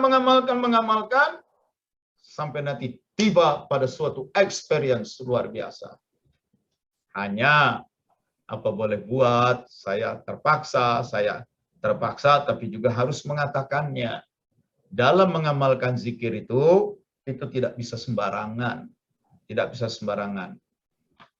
Sama seperti orang belajar naik sepeda, kalau belajar sendiri saja sembarangan, ya mungkin bisa. Tetapi lebih lama, lebih susah bisanya, dan seringkali harus celaka dulu, harus jatuh dulu. Begitu juga belajar berenang sendirian. Bisa, insya Allah, kalau nggak keburu tenggelam dulu. Nah, begitu juga zikir. Zikir itu, ya, kalau untuk mau mengamalkannya, harus ada pembimbingnya. Allah sudah memberi pembimbing kepada kita, Rasulullah. Rasulullah membimbing kepada generasi sahabat. Generasi sahabat mempraktekkan dengan bimbingan Rasulullah. Sampai mereka mencapai tingkat pencapaian, achievement. Mereka ajarkan lagi pada generasi berikutnya. Praktekkan lagi, ajarkan lagi, sehingga turun-temurun, bergenerasi-generasi, selalu saja ada ulama-ulama yang bukan saja ilmunya luas dan mendalam, tapi juga mereka melakukan praktek-praktek zikir, sehingga mereka punya spiritual experience, mereka adalah para kekasih Allah. Dan kalau kita mau zikir pun, harus ada bimbingan dari para ulama aulia yang sudah mempraktekkannya. Mereka menjadi mentor kita. Itu yang dalam bahasa Arabnya adalah mursyid. Nah, begitu sudah diberikan bimbingan, diawasi dengan proses inisiasi, yang orang sering menyebutnya baiat, orang menyebutnya ijazah, orang menyebutnya talqin zikir, itu hanya istilah-istilah aja. Tapi intinya adalah ulama aulia yang menjadi mursyid kita itu memberikan bimbingan, memberikan pelajaran, memasukkan bibit zikir ke dalam kolbu. Dan mereka jadi ulama seperti itu, sehingga mampu menjadi mursyid, karena mereka sudah dibimbing oleh mursyid sebelumnya. Si mursyid sebelumnya dibimbing oleh mursyid sebelumnya, sampai kepada Rasulullah. Nah, inilah yang menjadi golden chain.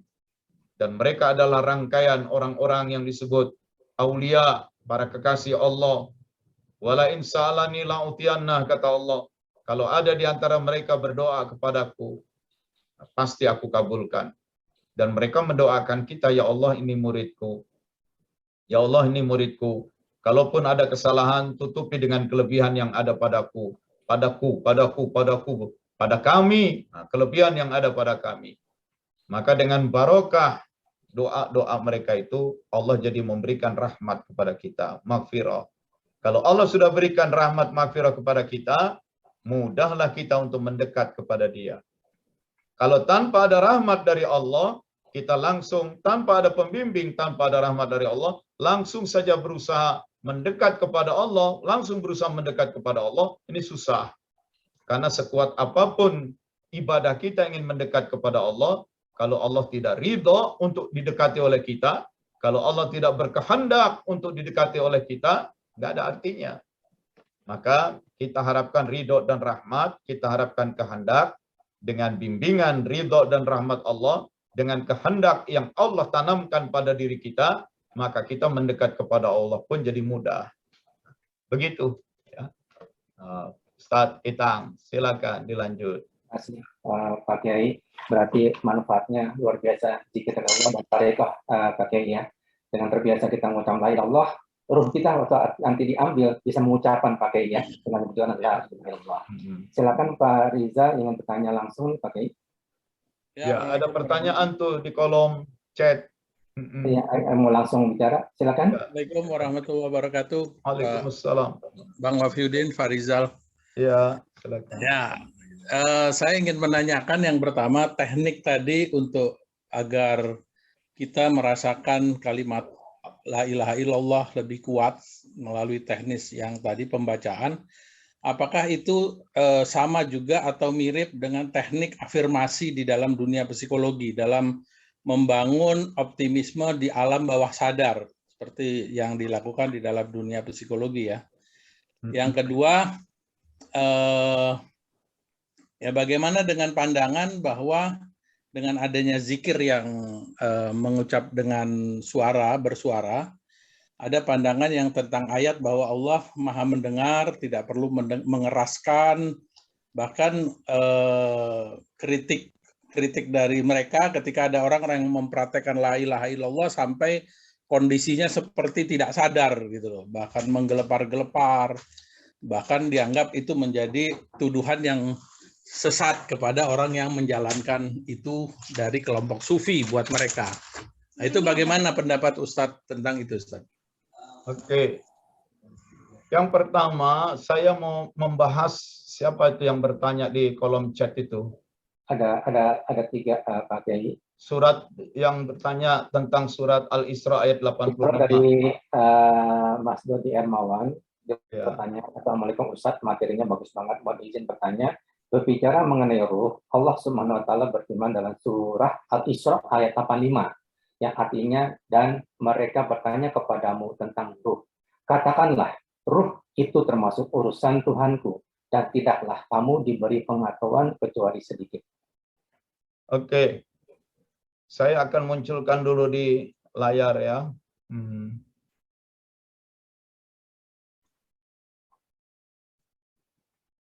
Nah. Mudah-mudahan kelihatan ini, saya perbesar sedikit. Sudah nampak di layar? Sudah. Sudah kelihatan ya? Inilah yang ditanyakan surat Al-Isra surat 17 ayat 85. Wa yas'alunaka 'anir ruh. Terjemahnya. Dan mereka bertanya kepadamu tentang roh. Qul, katakanlah, ar-ruhu min amri rabbi. Roh adalah sebagian dari urusan Tuhanku. Tidak sedikit Ustadz kalau diajak diskusi tentang roh menggunakan ayat ini sebagai dalil. Ar-ruhu min amri rabbi. Roh itu bagian dari urusan Tuhanku. Titik. Artinya roh itu karena urusan Tuhan, manusia nggak usah bahas-bahas deh, nggak usah mendiskusikannya.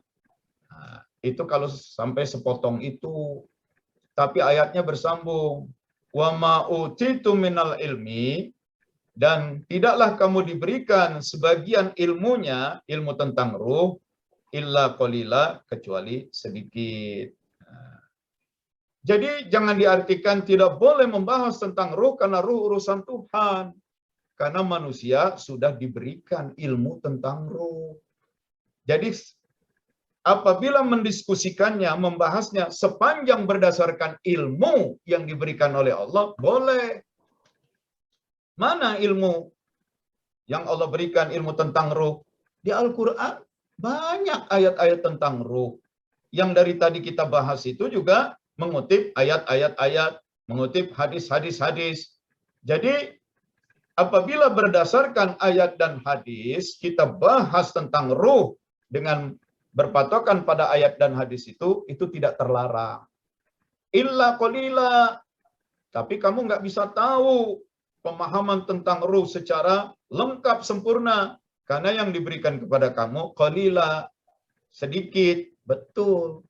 Kalau bicara soal kesempurnaan, Allah yang paling sempurna. Apapun yang kita diskusikan tidak pernah lengkap, tidak pernah sempurna. Karena apapun yang kita bahas tergantung dari informasi. Informasi dari orang lain, dari guru, dari buku, informasi dari chatting, atau informasi yang kita gali dari realitas alam, dari fakta-fakta alam, atau informasi dari wahyu. Semua itu sedikit. Kenapa sedikit?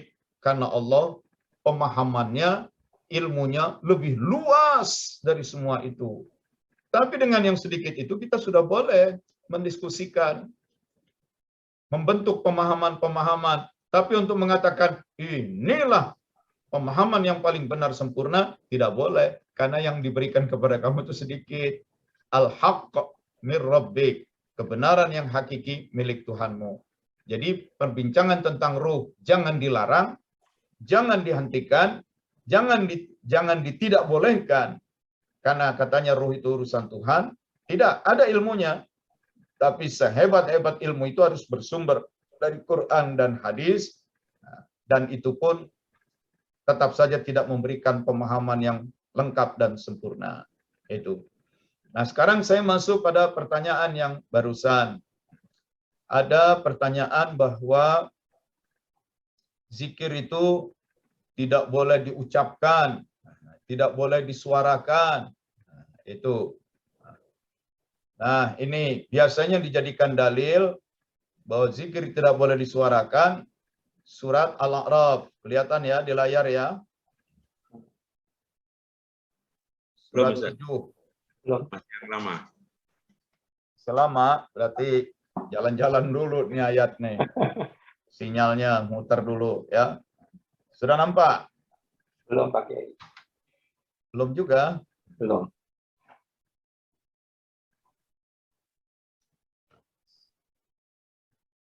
Oke, saya keluar dulu. Saya tampilkan dari ulang.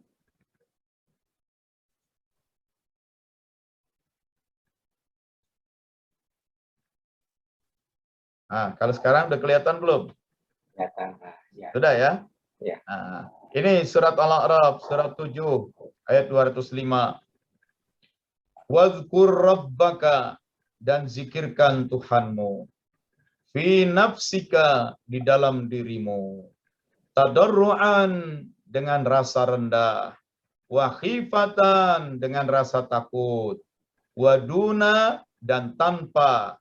Al-jahr, jahr itu eksplisit, menyatakan, menunjukkan, memperdengarkan, memperlihatkan, minal qaul, dari suara. Dunal, saya terjemahkan, wa dunal jahri minal qaul, dan tanpa mengekspresikan suara, tanpa memperdengarkan suara, tanpa menampakkan suara, tanpa menyatakan suara. Biasanya lagi-lagi dikutip sampai sini saja. Lalu dengan pengutipan yang sepotong itu dibuat kesimpulan, maka zikir itu, zikirkan dirimu, zikirkan Tuhanmu di dalam diri saja. Di dalam diri saja. Jangan kau nampakkan, jangan kau nyatakan suaranya. Kalau kalian zikir sampai disebut-sebut bersuara, kalian melawan ayat ini. Kalau melawan ayat, berdosa, fasik, jadi mungkar, bid'ah, begitu biasanya ya. Tetapi kita kan tidak boleh melihat ayat itu sepotong begitu saja. Apalagi kalau kita cermati di awal ayat itu ada huruf waw, yang wawunya itu adalah waw atop. Waw atop itu waw sebagai kata sambung, artinya dan. Dan zikirkan Tuhanmu.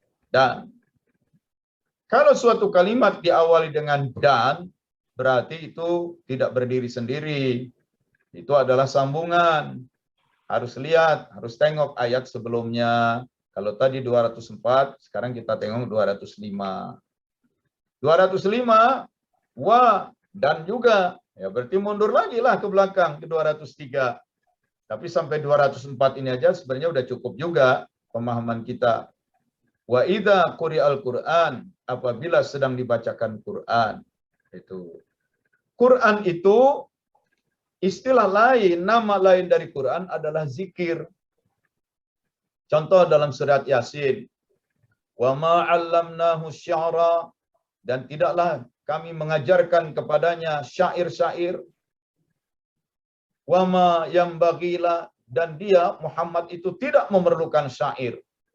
In huwa illa zikrun wa Qur'anum mubin. Sesungguhnya yang kami ajarkan itu adalah zikir. Apa kata zikir itu? Zikir di sini maksudnya Quran. Gitu. Atau di surat Ibrahim surat 14. Inna nahnu nazzalna dzikra. Sesungguhnya kami yang menurunkan az-zikra. Az-zikra di situ apa? Al-Qur'an. Jadi Quran itu disebut juga zikir. Wa idza quri'al Qur'an, apabila sedang dibacakan Quran, dengan itu kamu jadi berzikir mengingat Allah, fastami'ulah, simaklah bacaan itu. Wa ansitu, dan diamlah kalian, la'allakum turhamun, supaya dapat rahmat. Wadhkur rabbaka, dan zikirkan Tuhanmu di dalam dirimu. Nah, jadi disuruhnya zikir di dalam diri, wadunal jahri minal qaul, dengan tidak menampakkan suara, karena ada Quran sedang dibacakan. Jadi jangan dilihat sepotong, zikir di dalam diri. Gak boleh disuarakan. Zikirkan Tuhanmu di dalam dirimu tanpa menyatakan suara apabila ada Quran sedang dibacakan. Begitu. Jadi bukan langsung melarang. Cukup. Tidak. Untuk memahami ayat ini lebih baik lagi, kita pun perlu melihat asbabun nuzul, latar belakang turunnya ayat itu. Loh, bagaimana? Dari mana kita tahu? Dalam kitab-kitab tafsir banyak dikutipkan hadis-hadis. Dalam tafsir yang cukup populer, tafsir Ibnu Katsir, itu dimuatkan penjelasannya berdasarkan hadis bahwa ayat itu diturunkan berkaitan dengan seorang pemuda Ansar, pemuda Madinah. Ketika Rasulullah kullama qara'a syai'an, ketika Rasulullah sedang membaca ayat-ayat Quran, si pemuda itu ikut membacanya juga. Maka Rasulullah selesai sholat, waktu itu Nabi sedang jadi imam ya. Insarafa min salati jahar, Nabi sudah selesai. Insarafa sudah selesai. Min salati jahar, dari sholat jahar, sholat yang diucapkan seperti maghrib atau isya atau subuh. Setelah sholat dari sholat yang diucapkan, fiha bil qiraah, yang tentu saja di dalam sholat itu dibacakan ayat-ayat Quran oleh Nabi. Selesai itu Nabi berbalik dan bertanya kepada makmum sholat, ahal qara'a ahadum minkum ma'ya anifa, apakah ada seseorang di antara kamu yang tadi ikut membaca bersamaku? Aku sedang baca Quran, ayat-ayat Quran, dia ikut baca juga, dikeraskan. Seorang laki-laki berkata, na'am ya Rasulullah. Iya, sangat kuat diduga, Nabi kan tiap menerima ayat-ayat Quran, Nabi ajarkan kepada para sahabat sampai para sahabat menghafal. Nah, rupanya ada sahabat Nabi yang baru dengar ayat itu masih sedang menghafal-hafalkannya. Nabi mengimami sholat membaca ayat itu, dia pun ikut membaca, menghafalkannya. Maka Nabi katakan, jangan lagi lakukan, karena sudah turun wahyunya. Nih, apabila sedang dibacakan Quran, maksudnya oleh imam, maka bacaan imam itu kamu simak dan kamu harus diam. Kalau sebagai makmum kamu ingin baca Quran juga, zikir dengan baca Quran, maka bacalah Quranmu itu, zikirmu itu di dalam dirimu dengan tidak menampakkan suara. Jadi zikir bersuara itu bukan terlarang, bukan sesuatu yang dilarang. Ya. Ayat ini menjelaskan jangan zikir disuarakan apabila sedang Quran dibacakan dan itu di dalam sholat oleh imam yang membaca sholat. Kadang-kadang suka terlalu ekstrim. Saya pernah dengar seorang ustadz berkata, kalau kita lagi di masjid, ada orang lagi tidur, kita nggak boleh baca Quran. Kenapa? Mengganggu yang tidur. Bukan. Lebih dari itu. Karena bunyi ayatnya, apabila sedang dibacakan Quran, simak. Jadi kalau ada orang baca Quran, simak, menyimak, dengarkan. Nah dia tidur. Karena dia tidur, dia tidak menyimak. Karena dia tidur, dia tidak menyimak, dia jadi berdosa melawan ayat ini. Kita menyebabkan orang itu jadi berdosa, maka kita jadi dosa juga. Ada itu, saya dengar ceramah begitu di YouTube, saya lihat. Ini over banget, ekstrim banget. Ya. Padahal maksud ayat ini, apabila sedang dibacakan Quran oleh imam yang sedang memimpin sholat. Nah, simak bacaan itu, dan kamu kalaupun mau ikut zikir juga, baca Quran juga, baca di dalam dirimu. Tidak dengan menampakkan suara. Ini sampai baca Quran aja nggak boleh kalau ada orang lagi tidur karena menyebabkan dia tidak menyimak. Ini penafsiran-penafsiran ekstrim, terlalu jauh. Ya. Nah, ini hadis lain. Ada dalam Sahih Bukhari, bab al-azan. Ada dalam Sahih Muslim, ada dalam Sunan Abu Daud, Musnad Ahmad. Hadis ini diriwayatkan oleh Ibnu Abbas. Ibnu Abbas itu sahabat Nabi, termasuk sahabat dekat. Ya. Dan rumahnya memang agak jauh dari masjid Nabi. Kalau rumah Nabi, sebelahnya ya masjid langsung. Ini rumah Ibnu Abbas agak jauh. Sehingga kadang-kadang Ibnu Abbas itu suka terlambat juga datang ke masjid untuk sholat berjamaah. Kalau kita sekarang punya jam dinding, punya jam tangan, punya handphone, ada alarmnya. Lah dulu kan belum ada.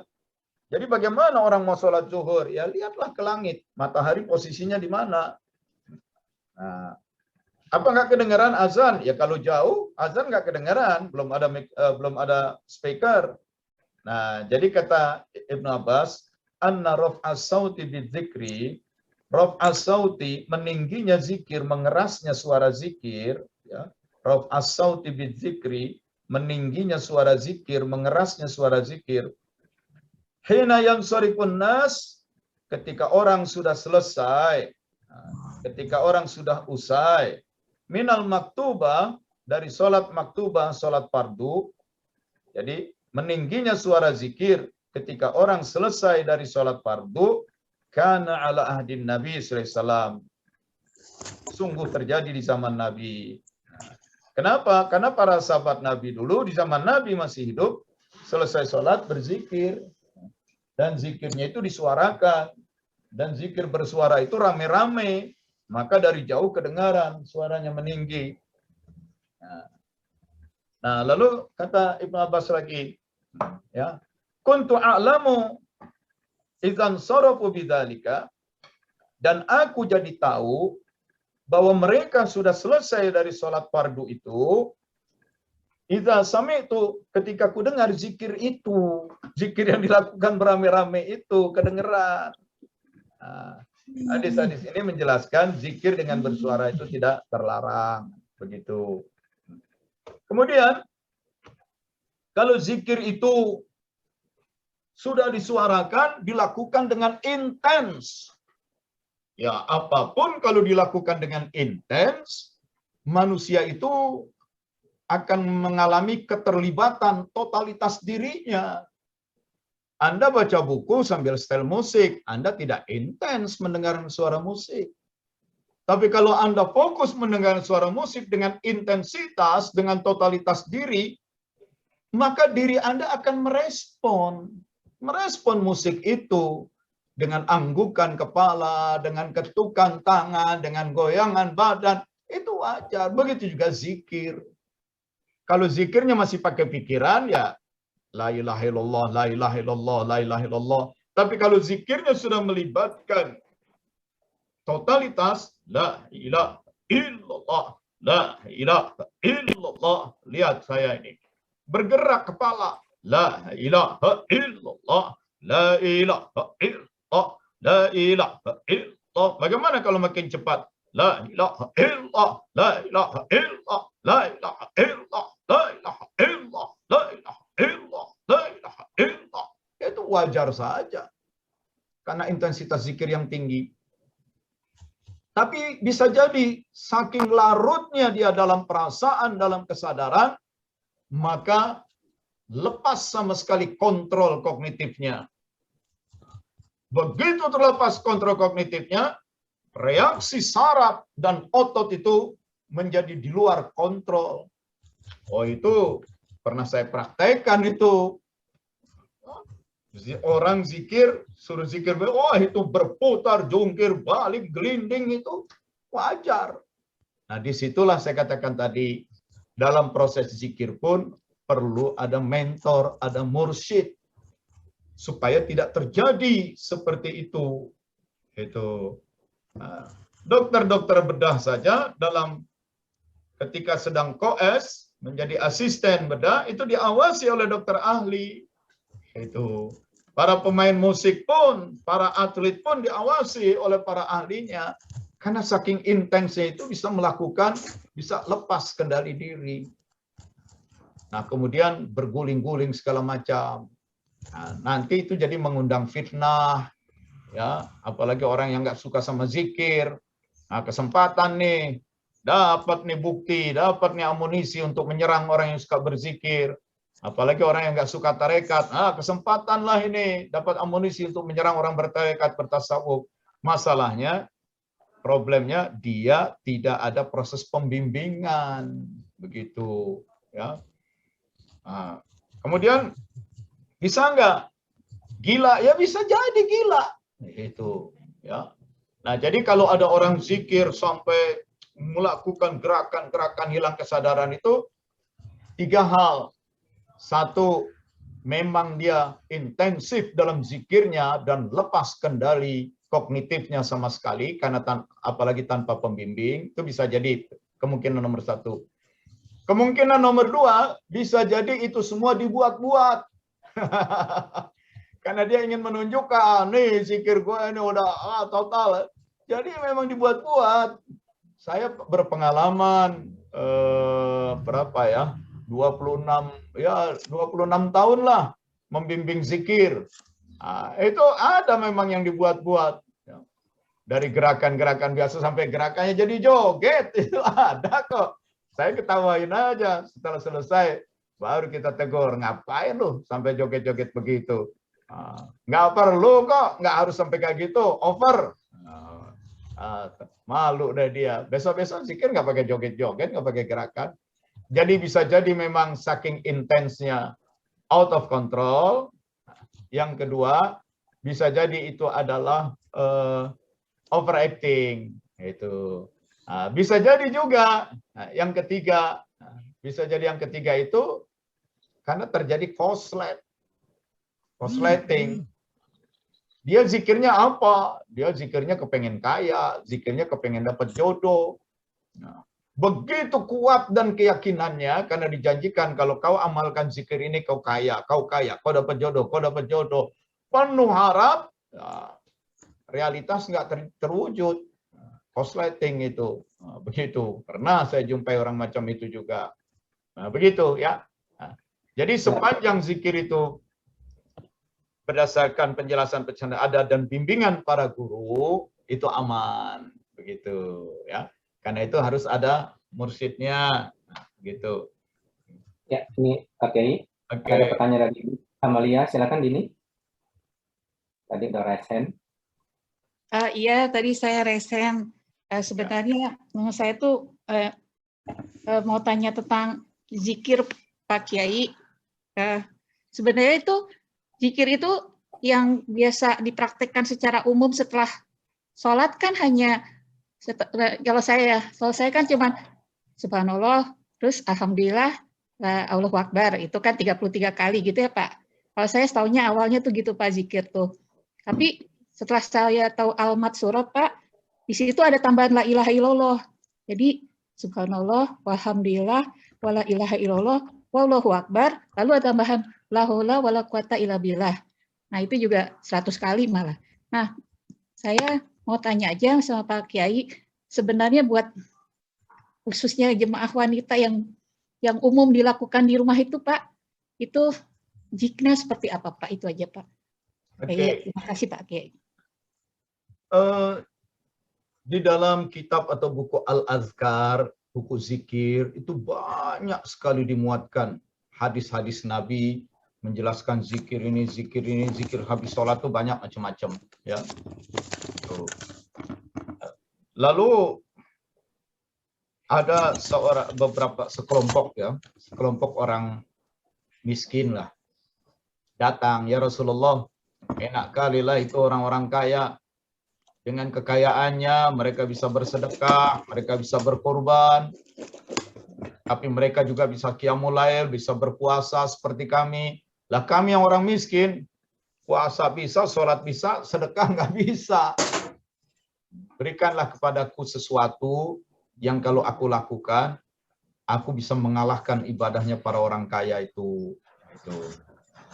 Lalu Nabi ajarkan, kalau habis sholat baca subhanallah 33 kali. Alhamdulillah 33 kali. Allah Akbar 33 kali.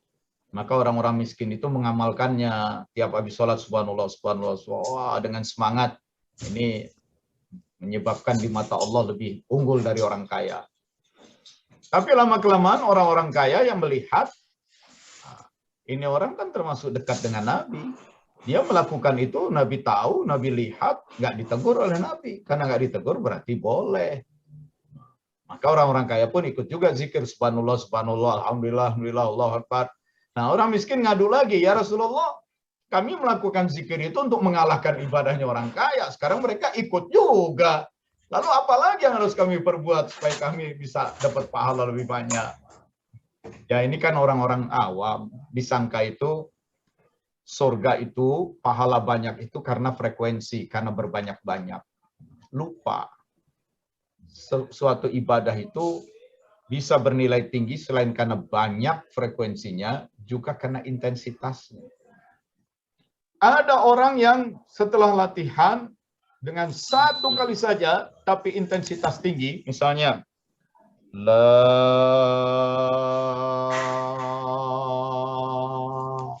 ilaha illallah. Segenap pikirannya, perasaannya, kesadarannya masuk dengan satu kali itu saja. Akarnya, bekasnya itu bisa jadi lebih banyak daripada orang yang baca sudah ratusan dan ribuan kali. Jadi pahala, bahkan manfaat zikir itu bukan semata-mata karena secara lahiriahnya dibanyak-banyakkan frekuensinya, tetapi juga intensitas, kedalaman, pelibatan jiwa, itu juga menentukan. Itu. Nah, jadi rupanya para sahabat yang bertanya itu ya namanya juga orang kurang berada, pemahamannya pun, wow, udah dikalahkan dengan subhanallah, sekarang diambil juga. Nah, lupa bahwa ada hal lain. Nah, begitu. Soal zikir itu, yang terbaik adalah zikir yang diajarkan dari Rasulullah. Tetapi makna diajarkan dari Rasulullah itu bukan sekadar kita dapat dari hadis. Bagaimana Rasulullah mengajarkan para sahabat dan kemudian spiritually, secara spiritual Rasulullah menembus jiwa orang itu, menempatkan, menanamkan badru zikir, bibit zikir di dalam kolbu orang itu, jelek dimasukkan. Itulah yang disebut proses baiat, talqin atau ijazah. Kalau tanpa proses baiat atau talqin atau ijazah zikir, itu akan sulit. Buktikan saja, praktekkan saja sendiri. Dari orang-orang yang sedang mengamalkannya, ya begitu. Itu. Jadi, dengan proses talqin zikir, la ilaha illallah, la ilaha illallah. Dan kenapa la ilaha illallah melulu zikirnya? Belasan hadis mengatakan, afdhalu zikri la ilaha illallah. Zikir yang paling afdal itu la ilaha illallah. Dan Nabi pun perintahkan, aktsiru minal qaul la ilaha illallah. Perbanyak ucapan la ilaha illallah. Kalau yang paling afdal, yang disuruh paling banyak la ilaha illallah, jangan kita salahkan orang yang zikirnya mengutamakan la ilaha illallah, memprioritaskan karena dia punya pemahaman seperti itu. Ada dalil yang mengarahkan ke sana. Dikedepankan dan diperbanyak. Lalu yang lain itu kan tambahan. Begitu. Gitu ya. Sudah hampir pukul 3. Ini pertanyaan terakhir Pak ya. Ini ada pertanyaan dikit terakhir ya. Syukron, Pak. Ya, sama-sama. Saya baca pakai ya. Ada beberapa orang yang punya khususon dapat melihat Khusus, ya. Nabi Muhammad. Khusus avatar saya ini. Nabi Muhammad SAW. Manaman dalam tidur dan yakotshotan dalam keadaan nyata. Apakah yang dilihat tersebut adalah berupa ruh atau jasad?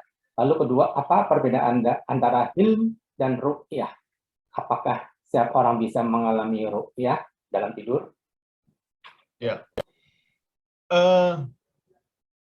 Manam itu artinya tidur. Yakzatan, yakzoh. Qofnya itu qalqalah, yakzoh. Yakzotan itu artinya terjaga, tidak tidur. Apakah ada orang bisa berjumpa dengan Nabi Muhammad SAW ketika Nabi sudah mati basarnya, badannya mati, ruhnya diwafatkan, dikeluarkan dari badan, dibawa ke alam barzah? Apakah masih mungkin orang berjumpa dengan Nabi? Hadis Rasulullah SAW katakan, man ra'ani fil manam, siapa yang melihat aku dalam tidurnya, maksudnya bermimpi berjumpa dengan aku, begitulah aku sesungguhnya. Karena iblis tidak bisa menyerupai aku. Nah, jadi berjumpa dengan Nabi bisa. Kan nabinya sudah mati, yang mati badan, ruh tidak mati. Kan ruhnya sudah dipisahkan dari dunia ini, dibawa ke alam barzah.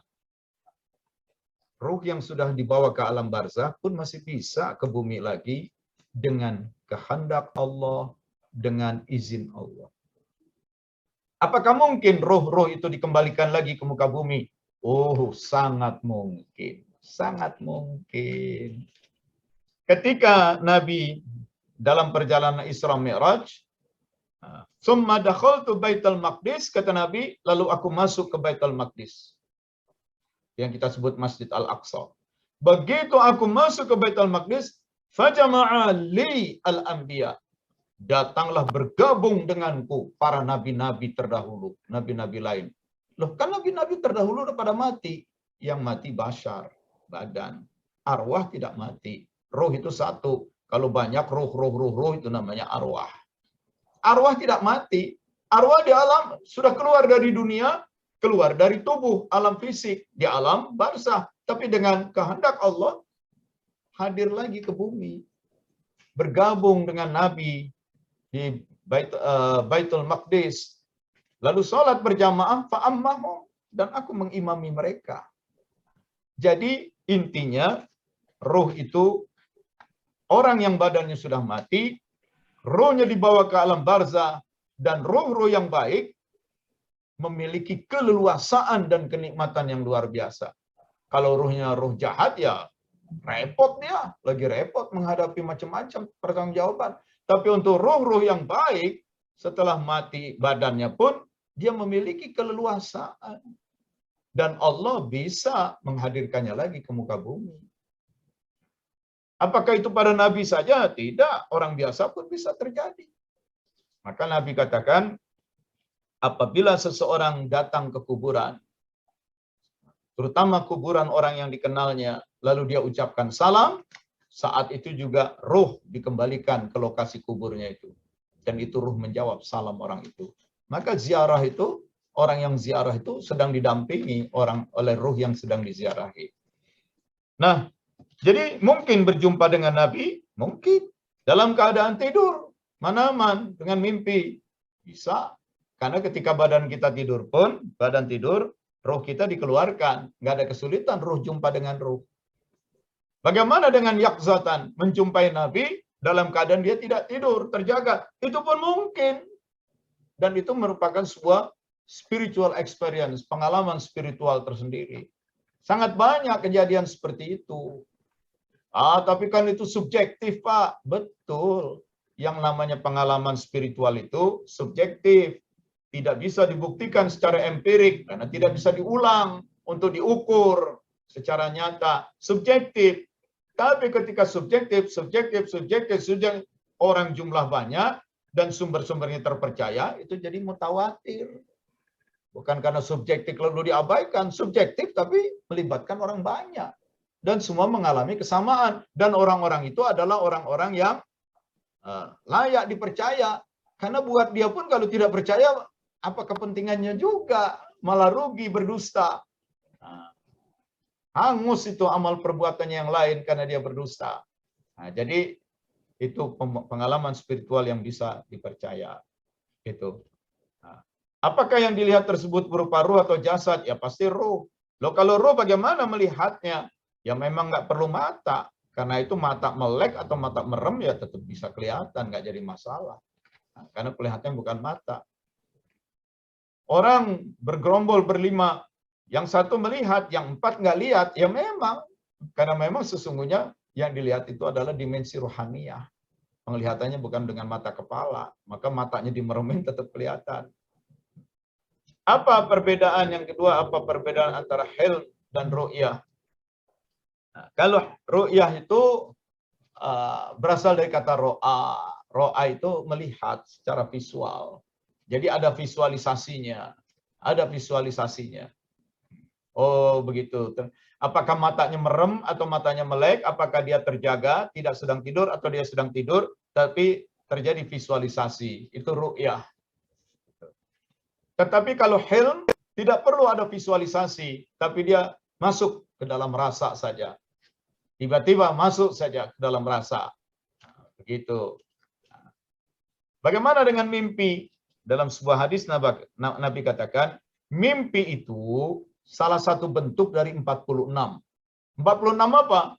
46 nubuwah. Metode kenabian.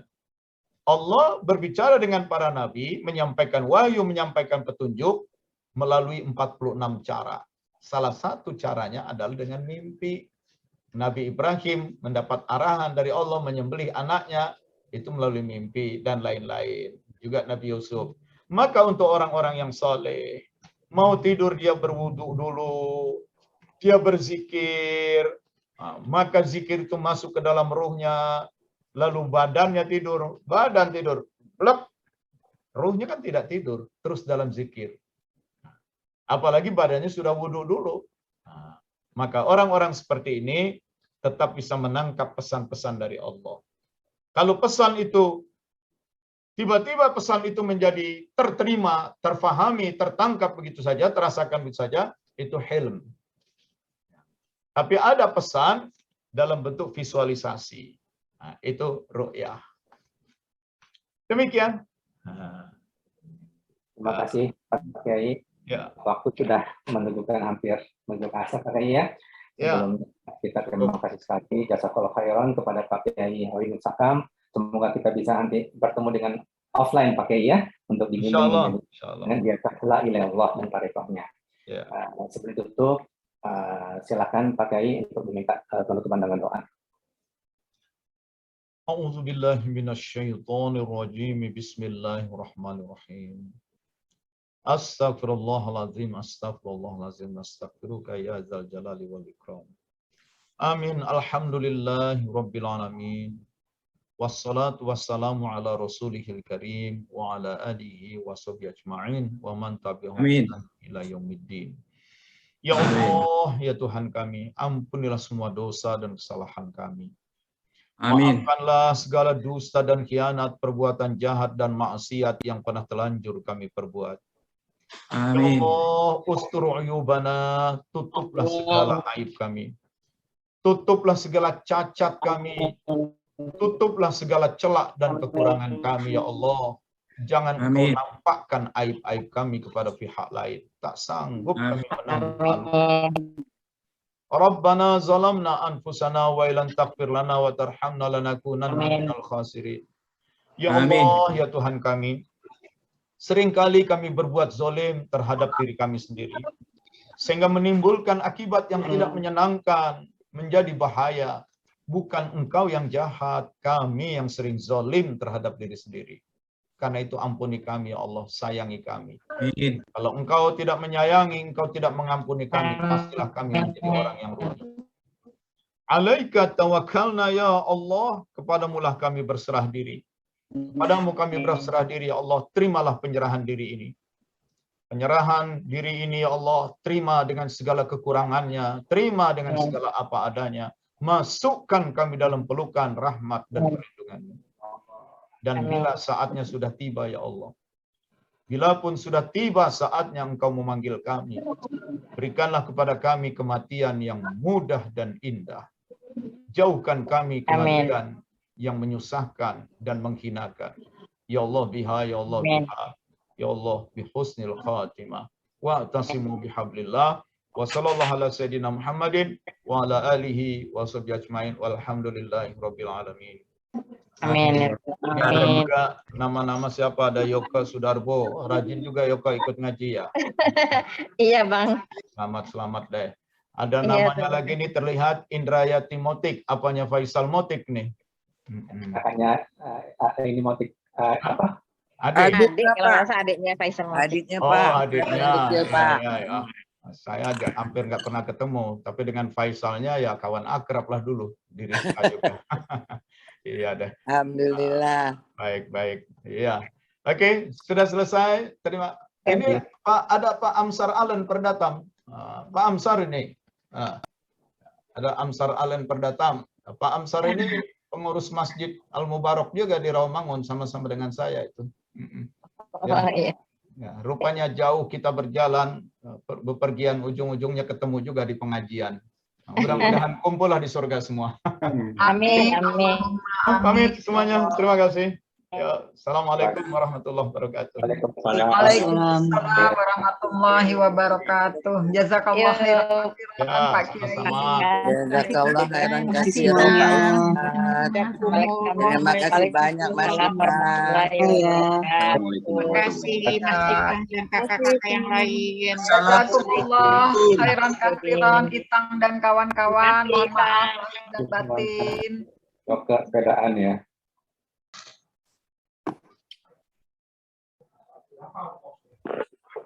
Terima kasih Pak Ustadz, Itang, sahabat-sahabat. Dulu ya.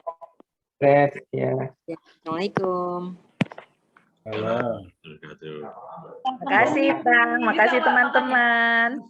Makasih banyak Mas Ita, Mas Farizal. Alhamdulillah bagus ya.